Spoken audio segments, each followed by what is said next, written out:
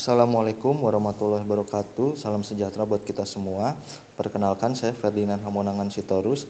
Di sini saya akan merangkum materi yang disampaikan sebelumnya oleh Ibu Sandra. Yang pertama mengenai wawasan kebangsaan. Wawasan kebangsaan adalah cara pandang bangsa Indonesia dalam rangka mengelola kehidupan berbangsa dan bernegara yang dilandasi oleh jati diri bangsa.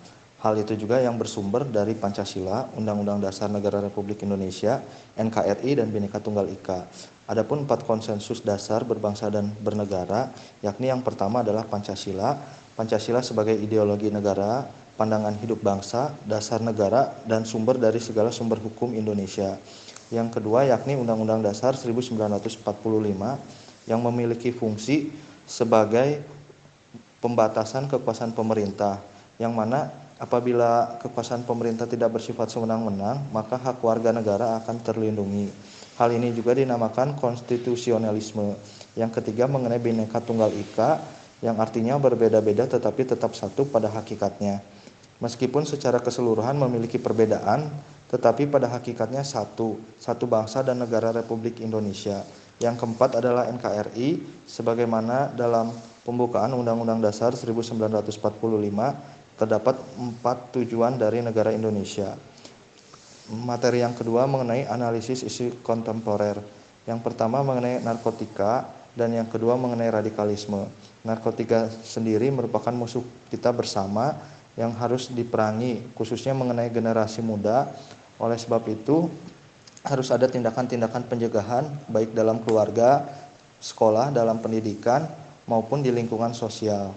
Yang kedua mengenai analisis kontemporer yakni radikalisme. Radikalisme ini adalah tindakan yang melekat pada seseorang atau kelompok yang menginginkan perubahan, baik sosial politik dengan menggunakan kekerasan, berpikir asasi, dan bertindak ekstrim.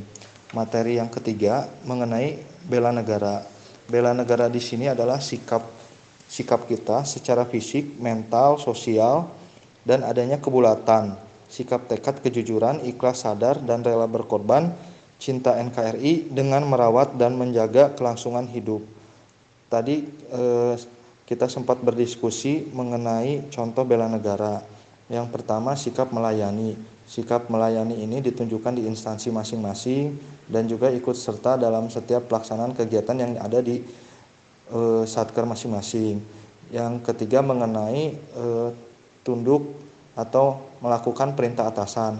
Perintah atasan tersendiri haruslah bersumber sebagai sesuai dengan Undang-Undang Dasar maupun Pancasila dan peraturan yang berlaku, sehingga tidak bertentangan dengan hukum dan tidak melanggar hak asasi seseorang. Sekian yang dapat saya sampaikan mengenai materi yang telah dibahas sebelumnya. Assalamualaikum warahmatullahi wabarakatuh.